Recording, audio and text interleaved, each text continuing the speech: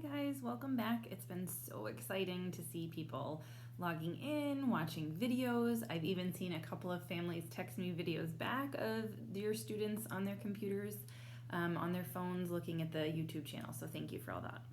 This is our read aloud for today.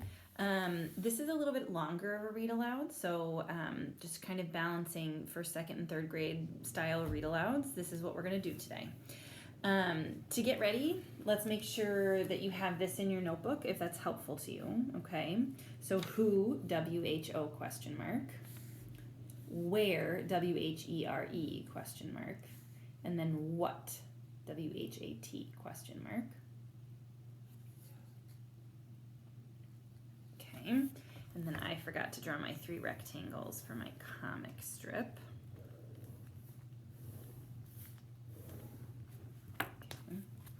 So this is what one side of my notebook looks like. Now, I would still encourage you to be doing this, but today, if you would like to add on an extra challenge, this could be something that you add. The character in our book today is going to be called Sassy, S-A-S-S-Y, and yes, she's a little sassy. And I put her name right in the middle of my page, and then I drew some lines going out.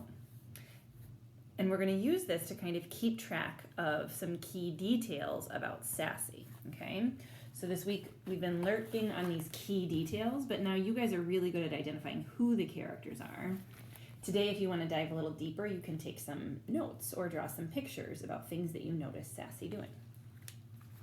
And that's what I'm going to be doing today. I'm going to be taking notes and maybe drawing some pictures of Sassy as we read. Before we start reading today, I want to tell you more about who Sassy is. So this is our book. It's called Dancing in the Wings. It's by Debbie Allen, and the pictures are by Kadir Nelson.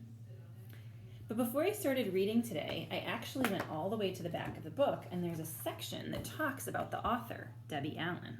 Okay? It tells about the author, and it talks about the illustrator. But I want to talk about what I heard about the author. It says, Debbie Allen is an award-winning actress, director, choreographer, and producer. Choreographer is the person who makes up the moves to the dance. So she's an award-winning actress, director, choreographer, and producer. This is her second children's book and is based on her own experiences as a dancer. So when I read that, I got so excited because that actually means that Sassy, our main character in this book, is actually based on a real-life person. I thought that was really cool, okay? So as I start reading today, here's the deal. If you want to sketch about your who, your where, and your what, that you can do on your own. The part I'm going to model today is that I'm going to notice things that Sassy does in the book, okay? And you guys can follow along with me if you want. So it's kind of up to you. It's a little bit of a choose your own adventure today. Dancing in the Wings by Debbie Allen. Ever since I was born and could see, everywhere I looked, I saw dance. In the clouds as the wind blew them across the sky, in the ripples on a pond, even in the sea of ants marching up and down their hills. Dance was all around me. Dance was me. That's Sassy when she was a baby. My mom calls me Sassy because I like to put my hands on my hips and because I always have something to say. Well, if you had feet as big as mine, you'd understand why. You should join the swimming team since you've got those long toes. You don't need any fins, my older brother Huey teased. Let me just move. I want you to be able to see the pictures a little bit. So Huey's teasing her. I shot right back. At least I don't have a big forehead looking like a street lamp. Mama said, stop all that bad talk. You act so ugly sometimes. Huey, your big head is a sign of intelligence. And Sassy, your big feet will make your legs look longer and prettier in your ballet shoes.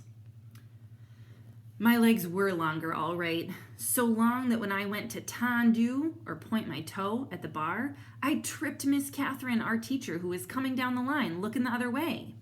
Splat, she landed under the piano, her legs up in the air. Ooh, it was so funny, even she had to laugh.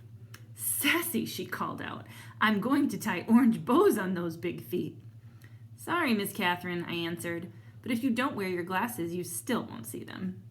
One thing was for sure, because of my long legs and big feet, I could jump higher and spin faster than everyone else.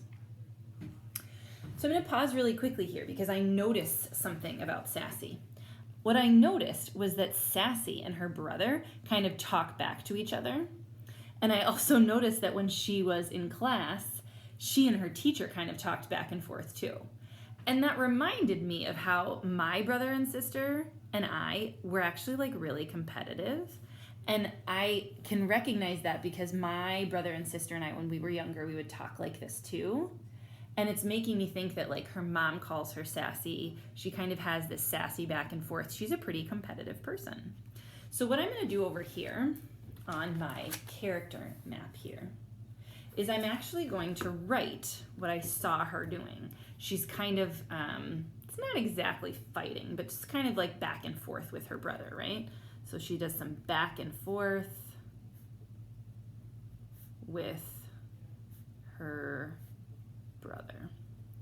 And that was making me think that she was kind of competitive like my siblings and I are. So what I'm going to do is I'm going to keep that arrow going and I'm going to write competitive because that's what I think she is. Okay. If you noticed, what I did is I kind of drew an arrow up here and I wrote down a thought that I had. And then I kept going. Oh, I'm sorry. I drew the arrow here and then I wrote down something that Sassy did. And then I kept my arrow going and I wrote down the thought that that gave me. Okay. Now, yours does not need to look like mine. This is me writing down my thoughts. You could write down different thoughts. You could even pause the video as I go if you notice Sassy doing something else. And if you can think about what that makes you think about Sassy. Okay. So let's keep going and find out what she does next. I was taller than the rest of the kids at school, even the boys. At our recital, all the other girls got to dance solos and duets and wear pretty tutus. I was too big for the boys to pick up and too tall to be in line with the other girls, so I watched from backstage, dancing in the wings, hoping that if I just kept dancing and trying, it would be my turn to dance in the spotlight. I want to pause here again because I heard something. I heard her say that she would stay backstage dancing in the wings. And then I also heard her say that she just kept dancing and trying. And that's making me think that it's really frustrating to her. She's working so hard as a dancer and she hasn't gotten these lead parts, but she keeps trying, she keeps going. That makes me think that she's persistent. So I want to add that to my character map because I think that's important. What I'm going to do is I'm going to go over to this arrow over here and I'm going to write down keeps trying even though she doesn't get a solo. Okay, so keeps trying even though she doesn't get a solo. Okay, so that's what happened in the book. And then what I said is that that makes me think that she's persistent. She's not going to give up. Okay, so I kept going and I wrote persistent. Again, yours doesn't have to look like mine. I'm not even pausing long enough for you to look at the words because that's not what's important to me. I don't need yours to look just like mine. The important part is whether you're writing or drawing pictures, you're just taking notes on what Sassy is doing. Okay?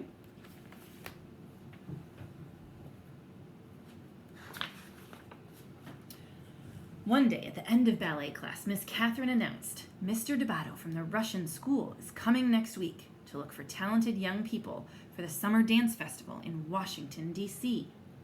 The whole class turned into a whirlpool of excitement as the sign-up sheet was posted. Everyone wanted to try, especially me. But as I wrote my name down, I heard two girls, Molly and Mona, giggle. Mona said, "Oh, please, she'll never make it. They said talent, not a Tyrannosaurus." My heart seemed to stand still. For once, I had nothing to say. I couldn't hide the tears I felt welling up in my eyes, so I just grabbed my dance bag and ran for the parking lot. I heard a familiar horn honk and turned to see my Uncle Red in his bright green pickup truck. Uncle Red had the whitest tight curly hair, and every day he wore something red. A tie, a hat, a shirt, socks, maybe even his shoestrings, just something red. Why, of all days, did Mama have to send him to pick me up? Why today? I was not in the mood for his jokes or stories, but I quickly tried to dry my eyes and smile. I got a good one for you today, Sassy. What did the banana say to the monkey? Split! Ha ha! Get it? Split! Banana split! I started to cry. Sassy, what's wrong? He asked. I told him what had happened. I'm just so much taller than the other dancers, Uncle Red. Sassy, he said, you gotta look at that as a gift. Being tall means you can see all around, so you can always find the right path to take. No, I said, it means I stick out like a big acne bump on someone's nose. I'll never get to dance. It's a waste of time to go to that audition. Listen, gal, said Uncle Red, if I was as tall and as pretty as you, I wouldn't need to wear red so that people could see me coming and going. All you gotta do to make your mark on the world is walk into a room. By the time I got home, Uncle Red had cheered me up, had me laughing and feeling better. As I got out of his truck, he waved goodbye, calling out, "Make your mark, gal." Huey and his football friends stopped playing. Huey yelled out, "Hey, Sassy, why don't you come and play with us? We need a goalpost." His little mean ugly friends laughed. Boy, did that make me mad. "Sure, if we can use your big head for the ball," I shouted back. His friends screamed with laughter. Huey got so mad he turned red, looking like a tomato with that big head. Ha! We were just about to go at each other when Mama called us inside. So I want to pause there because I noticed Sassy doing a lot more things that taught me new things about her. So what I noticed was that a couple pages back, when those girls were saying that mean thing to her, she said it was the first time she didn't have something to say, right? She just walked away. She couldn't deal with it. And then when her uncle got there, when her Uncle Red got there, it says that she dried her eyes and tried to smile. That's making me think that she's someone who wants to put on a brave face, right? She's trying really hard to be brave. So I'm going to jot that down. And this time what I'm going to do is I'm actually going to draw a picture just as a reminder to you that yours doesn't have to look the way that mine looks, okay? So I'm going to draw her. Take a look at the picture. So she's got her hair up in a bun and she has her hand up here because she's drying her eyes. So I'm going to draw her eyes. I'm going to draw her hair back in a bun. I'm going to try and draw some tears coming down. I'm going to draw her hand wiping those tears away. Okay, so that's what my picture looks like. And again, your picture doesn't need to look like mine. Your words don't need to look like mine. But what that's making me think is that she's brave. So I'm going to draw my arrow, keep going. And if I don't know how to spell brave, what could I do? Stretch it like a rubber band, right? Brave. Brave.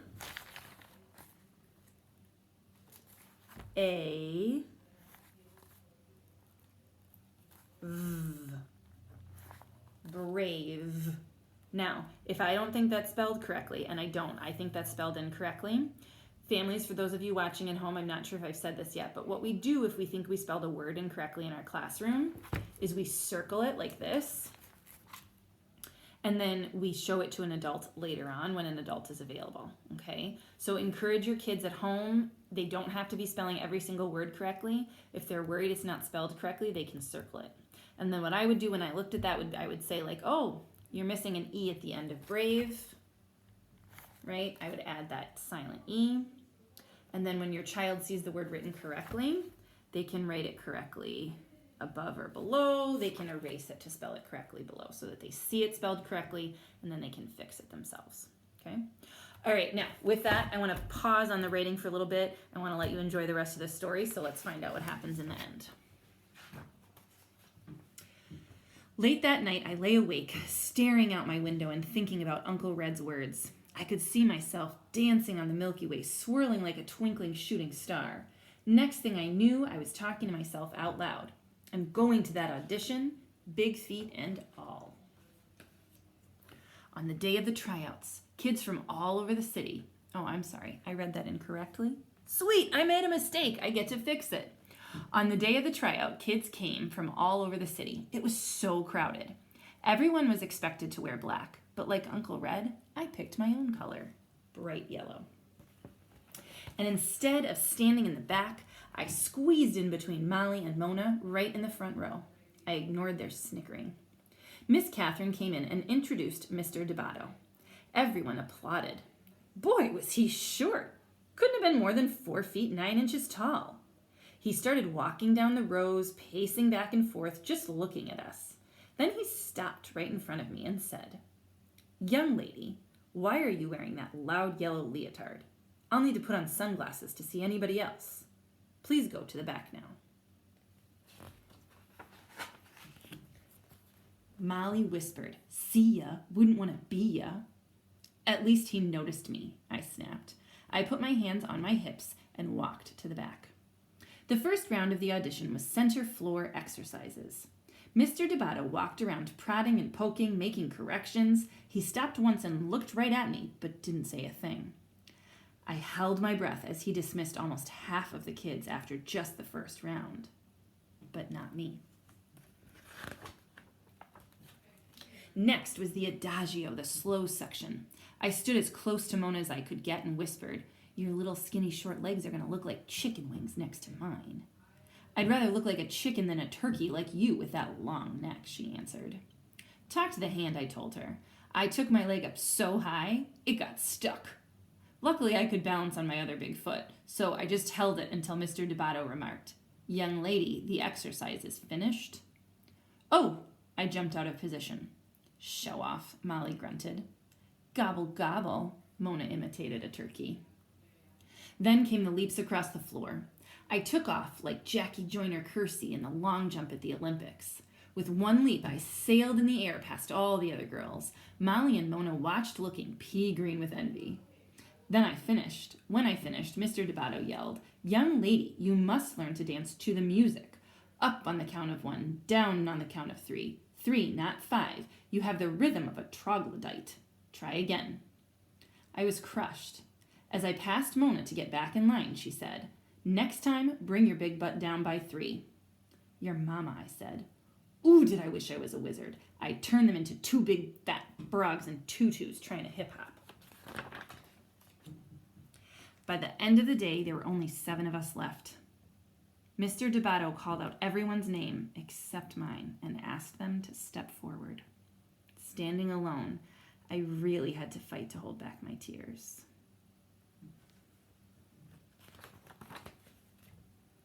Then I heard him say, Thank you all for coming today. Keep working, keep trying. You are dismissed.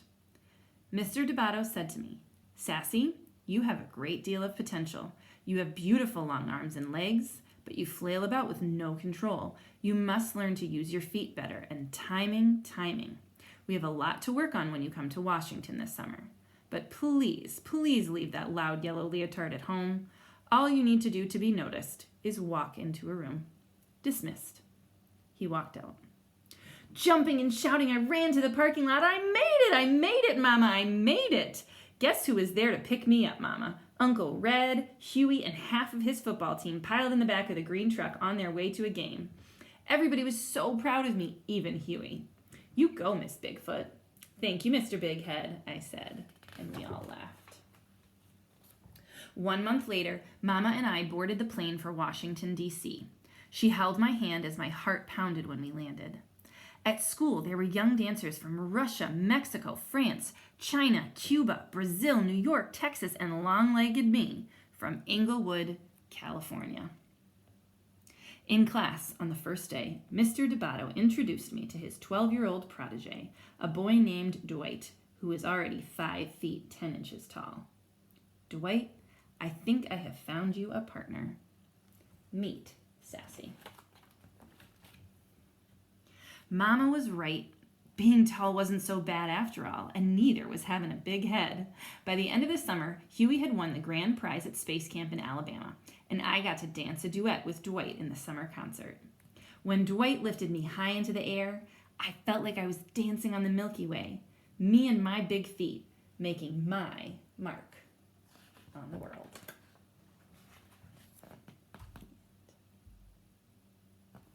All right, so that was a pretty long read aloud. If you would like to add some notes to your who, where, what, you can feel free to do that after the video ends. If you have one more idea about something you saw Sassy do, you can add that here.